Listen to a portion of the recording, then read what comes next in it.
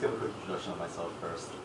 My name is Immanuel Kant, and I'm actually Taiwanese, but I was born in the U.S., so my English is slightly better than my Mandarin. So I'll be giving this talk in English, mostly because I don't actually think I can do it technically in Mandarin.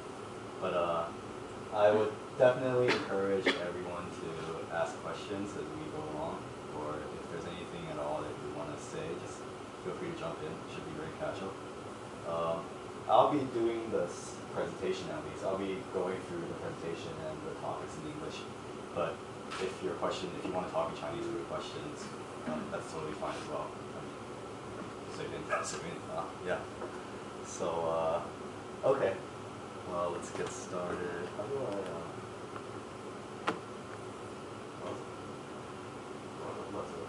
bottom left. There. Yeah. Okay. So, who here is actually familiar with philosophy? Like, has taken a course in it, or? We dare not to say we're I'm not that familiar with it either, but who here, I don't know, has anyone taken a course in philosophy, or? One hand? Is everyone being nervous, or? I read a book like Sophie's World. Oh, yes. That's actually a really good introduction to the field. Okay. I skip all the theory part. Oh, isn't the book just like her chasing the old guy? Okay. Okay, then we'll just start with some basic questions. So, does anyone want to volunteer to answer this? What's 1 + 1? Anyone want to tell me? No one knows the answer to this? 2? Why? It just is. How do you know it's 2? Like, how can you be sure about it? Because we were taught so. We were taught 800 years ago, they taught people that the earth was flat. But there's no way to challenge 1 + 1. It's not able to. Why is there no way to challenge it? I don't know. Okay. Does anyone else want to take a stab at this? Is anyone sure that 1 + 1 = 2? So how actually philosophy was like think about this starting point? How you deduct the results? Well, we'll get to that later on. That's when we talk. But No, I say 2. You say 2. Yeah. Okay. Do you think that's because it's all like the definition of 2 is 1 + 1, or? Well, I think like 2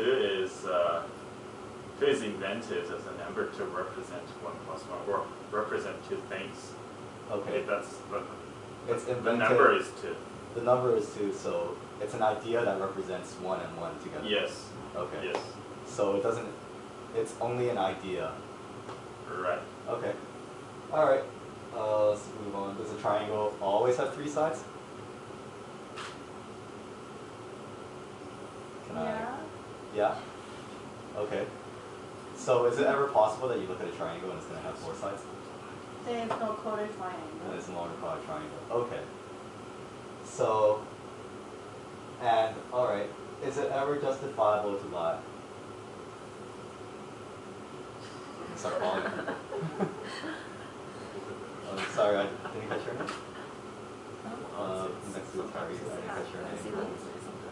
I was gonna say yes, but then kind of like address the issue of morality.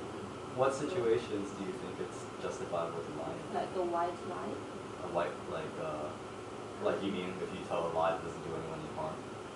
Yeah, to ensure that maybe safety or Okay. to ensure the situation is okay. So sometimes it's a quick lie. Okay. So do you think it's okay? Sorry.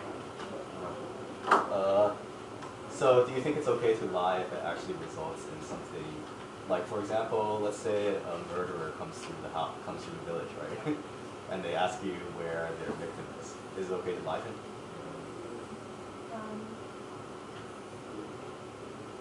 Again, I think it's a question of morality. Okay. I don't know. Okay. And Alright, so how do we know the sun rises in the east?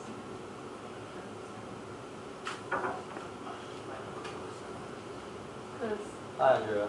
How do we know the sun rises in the east? what? How do we know the sun rises in the east? You're late. How do we know sunrise in the east? Yep. You don't know? So you're not sure if the sun rises in the east, or? It does. I don't know why. Okay. But does anyone know? Does anyone want to say why we know the sun rises in the east? From observation. From observation. Okay. So basically, every day you see the sun rise, it's coming from the east. I think that it's like what was said. East is defined to be where the sun rises every day. Is east? I can see that 2 is defined as 1 plus 1, but I don't think east is defined in relation I to think it the means sun. everything is named. Like east is named after a direction, which is Yeah. like Okay. Maybe latitude. not defined as that, but Okay. So, is it possible that one day we'll wake up and shit, the sun's rising in the west? Is that possible? No. Not possible. No? Why not? Why isn't it possible? Well, because unless the definition of east and west changes, or unless the Earth starts to rotate in the other direction, then I don't see how it is scientifically possible that the sun will rise in the west. Okay. Okay. And final question. So, would we agree that everything that happens has a cause? It's like a chicken and egg question. Well, let's say I drop this bottle, right? So this bottle drops. Is there a cause for it being dropped? You. Me. Yeah. Okay. And is there a further cause for why I decided to drop the bottle? Because you're in the Trying to lecture. Because I'm trying to fit it into the lecture. Right? Don't call this a lecture, please. Okay. So if we go back, would we think that there is a final first cause? No. Why not? Everything is linked with each other from the start to the end. It's like a circle. Okay. So it's circular. Yeah. Okay. Okay, so these are just a couple of the questions that really, how do I make this? There's we need Oh, it's like, yeah. so, There's a recipe don't have. sorry, for a consultant, I really have the PowerPoint translation skills. Okay, so these are a few questions that philosophy deals with, and I don't know, does anyone get the sense that it's really not useful? Like it's really, what's your impression of these questions? Do you think would you think to yourself, it's really pointless asking these things, people are just asking to ask it, or? Unless you would just kind of like take it for granted and don't really Right. ask why. But does it ever feel useless, or like, does it ever feel like you're asking just for the sake of asking, or it's, I think it's quite fundamental. It defines the way you think. right? Okay. So the old joke is that people tend to view philosophy as very like, Go on, go. it's okay. Okay, so people tend to view philosophy as very like, I guess very not concrete, kind of pointless, just people talking for the sake of talking. And the old joke is that, so what's the only question that a philosopher asks more than why? And the answer is, would you like more coffee? Because philosophers are always just sitting in a cafe, doing nothing and talking. But I think it's important to understand that without philosophy, without asking these questions, we actually wouldn't have gotten anywhere as human civilization. You have to ask these basic fundamental questions first before you can actually make progress anywhere else. So, for example, if we ask, is 1 plus 1 always 2, or does a triangle always have 3 sides? We have to make sure that it's true first, or else nothing else in mathematics will go further. We have to ask ourselves, is it justifiable to lie? Or else we can't actually construct a legal system. We can't put people on trial. We can't do things like that because we don't actually have a system of ethics to go by. Asking ourselves, does the sun rise in the east? Always. Does it have to rise in the east? This is really important as well because it's by asking these kinds of questions that you understand the scientific method. And so obviously the sun rises in the east might be an obvious looking thing, but there are some things that are a lot less obvious. But you need to have a methodology of making sure this is correct and this is real in order to discern whether it's true or not from a scientific perspective. And the question of the first cause, is there something that existed always before everything else that caused everything else? This is fundamentally linked to religion. So, and it's actually very interesting that there's a difference between, I would say, more Western view of it and an Eastern view of it. So often in Western religions, there's this idea that everything has a cause, and there's a final first cause, and this first cause created everything, is the start of everything, and that's God.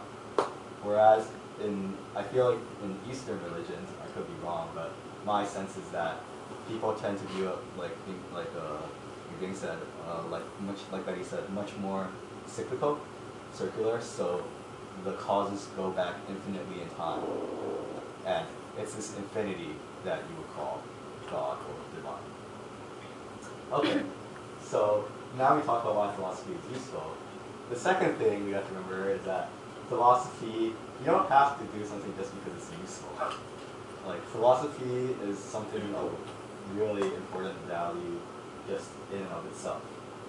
So, do you guys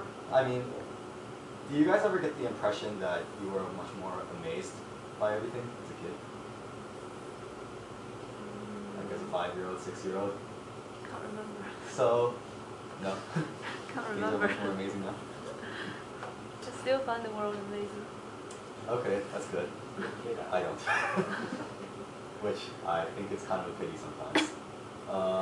But I think being able to ask these philosophical questions keeps yourself in a state where you're always open to new things and you don't just take things for granted. So I think that's really important. Okay, so we'll move on to move on to the philosophers now. Okay, has anyone seen this painting before? Yeah. Okay, so this painting is really famous. It's in the Vatican. It actually depicts Athens. That was a Greek city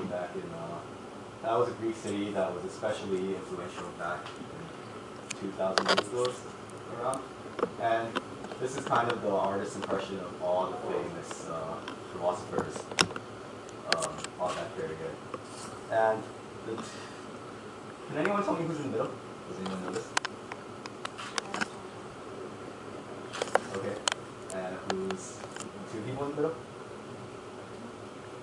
And does anyone know which is which? The beard guys are. They all have beard. They all have beards. They're all Greek.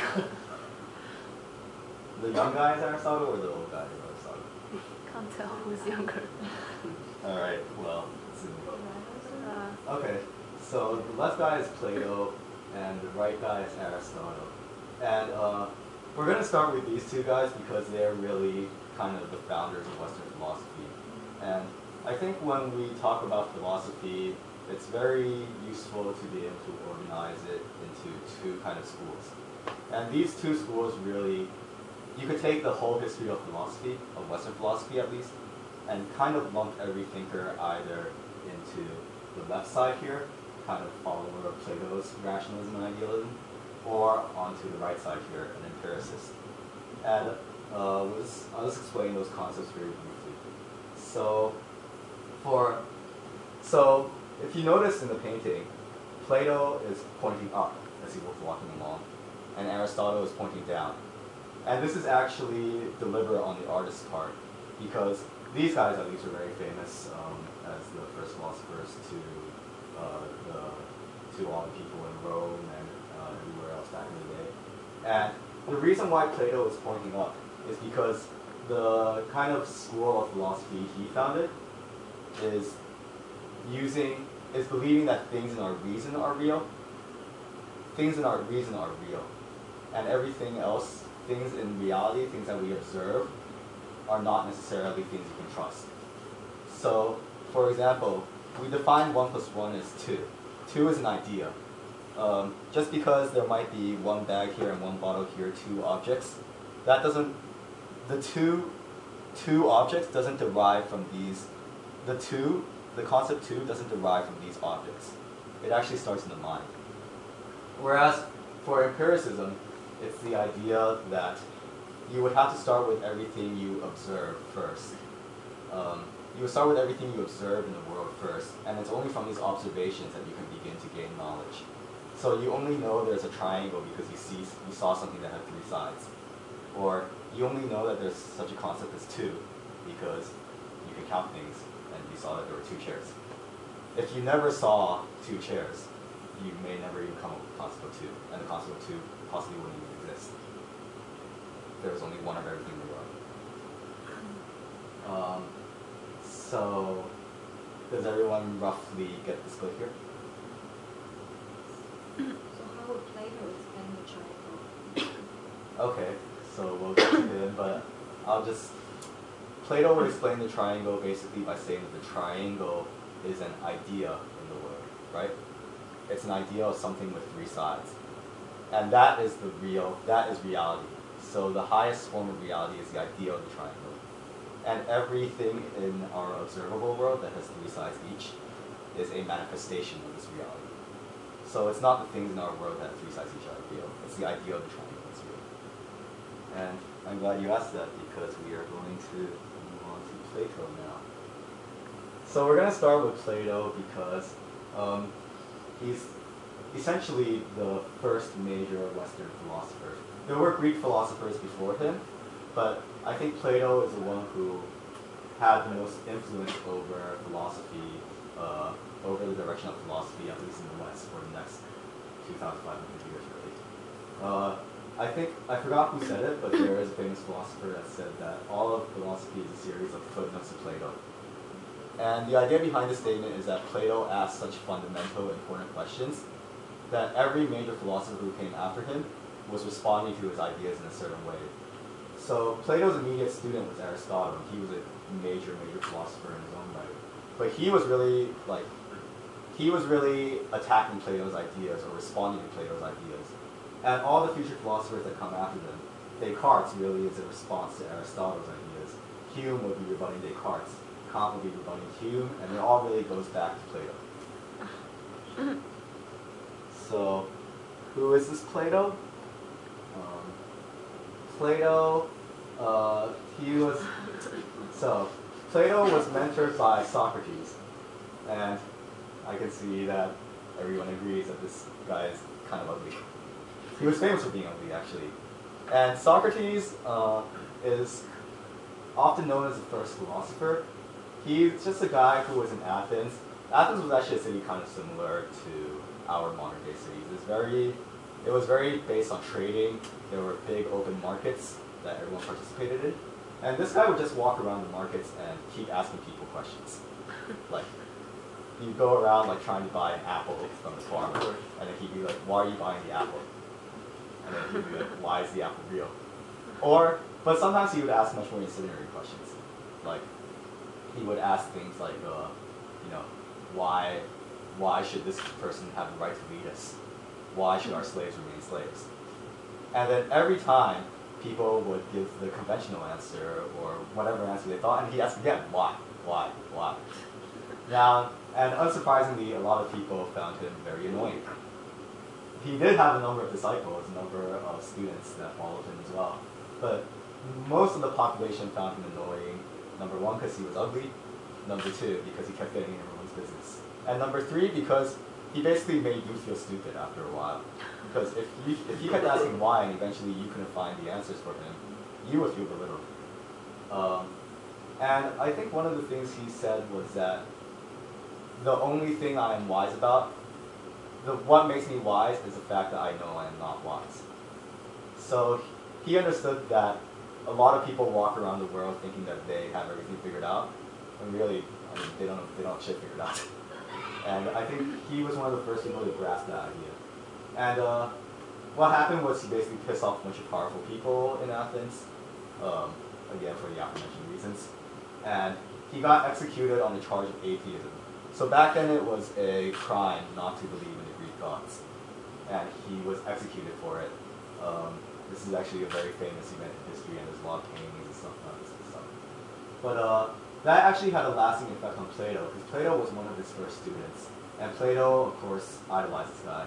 And ever since, he harbored a resentment against democracy for executing Socrates. Because back then, all the trials were run by democratic rule in Athens. The whole city's population would vote on whether to convict this guy or not. And for Socrates, they voted to execute him. And so Plato also lived in Athens, which again was one of the most powerful cities in the world back when he was living in it. It was very rich. It had a lot of merchants, and it was actually really the most artistic city in the world at that time. I think most of the artistic traditions we think of today, drama, poetry, all of it kind of started in Athens. And so he was really in one of the most intellectually fertile periods in history. So Plato's basic philosophy was that we have ideas. Yes? Go back to the previous slide. Yeah. Last time he was the winning people. Okay. Yeah, sorry, I skipped across it too fast. So basically, we mentioned that Plato was Greek, right? He was in the Greek city of Athens. And I think part of the reason Plato was so important, was so influential, well, number one, his ideas, of course, were groundbreaking, and his ideas, you have to respond to them. They're not ideas that can be ignored. But the other thing is also, I think just 50 years after Plato died, have you guys heard of Alexander the Great? He was a Greek, well, technically he was Macedonian, but he was a guy to unite all of Greece. And he went on a giant conquering spree. He basically conquered the world all the way up to India. So he conquered all of the West and then all of the Middle East. And because he was able to lead the Greeks to basically worldwide dominance, and because these Greeks they revered Plato, and he was actually tutored, Alexander the Great was actually tutored by Plato's student, Aristotle. Because they were able to establish this empire, Greek thought became dominant across the entire world. And there's actually a lot of philosophy from other civilizations, like Persian philosophy or Babylonian philosophy, but they kind of got overshadowed because, the Greeks took them over. So when the next great empire came along, Rome, they were actually educated by the Greeks. So they spoke in Greek if they wanted to come across as an intellectual. And they really admired Greek culture. So really it was because of these Greek ideas and the fact that they established one of the first empires that all of our Western philosophy afterwards is responding to what these important Greeks said. Okay, so now we'll talk about Plato's basic philosophy. I guess one of the most fundamental parts of Plato's thought is that things that we observe in this world, these instances, this bottle, those sunglasses, this laptop, that chair, they are not real. They are not the highest forms of reality. They're actually, you could either call them illusions or you could call them lower forms of reality, but they are not what makes up the highest reality. So the highest reality comes from ideas. So let's think about it, like, why do we call this a chair? You don't have to look so scared at coming to ask a question. That's how we pronounce it. Okay. So what makes a chair a chair? 4 legs. 4 legs? You sit it on. 4 legs and you can sit on it. Okay, so this is a chair right now for me as well, right? Doesn't? No, I don't think a chair needs to have 4 legs. Chair doesn't need to have 4 legs. Okay. So a chair essentially is something that we sit on, right? And so you would say that these are all different objects. So this chair is not identical to that chair, actually. That one's a little bit more bent or whatever. But what makes them a chair is that they all participate in this trait of being able to be sit on, right? So that idea of something you can sit on is the idea of a chair. And for example, we can also use the example of a horse, right? So there are black horses, there are white horses, there are brown horses. But when we think about it, when we say the word horse, like, when we say the word horse, we're never actually referring to a specific horse, right? If you were to refer to a specific horse, you call it by its name. Like, you know, I don't know what names they have. I think I saw one in Ranchai that was called Lucky Strike or something at the jockey club. But anyway, yeah. They all have the property of a horse in that they all have 4 legs. I mean, there are multiple ways that we know that a horse is a horse, right? It has 4 legs, it has a mane, a tail. So really, what is real is the idea of a horse. And these specific horses are just manifestations of that idea. Does everyone roughly understand the concept? So what Plato believes is that the idea is real and that these specific instances are of a lower form of reality.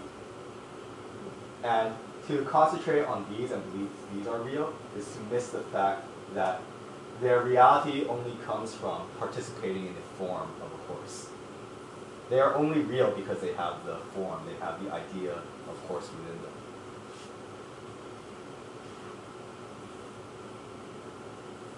So Plato would say that these particular horses we see, or this particular sofa, or any of these objects we see, are really lower forms of reality. And the metaphor he used was the allegory of the cave. So I just kind of pulled this off the internet, but hopefully it kind of illustrates what he was talking about. Imagine you've got a bunch of people chained to the back of a cave, right? So they can't move, they can only stare in front of them. And there is a sun behind them, or there is a fire behind them, some kind of light behind them. So the light is coming from behind them, and there are a bunch of objects behind them. But they can't see the objects because they're chained. They can't move their heads. So they can only see the shadows of the objects on the wall in front of them. And because they've been chained to the wall their entire life, and all they've ever seen, all they've ever known is the shadows, they believe that the shadows are real. They believe that the shadows are all the world consists of. So if they see the shadow of a laptop, they'll think that the shadow was a laptop. But really, it's the laptop that's real, right? It's the laptop that's behind it. It's only because the laptop is there that the shadow can exist.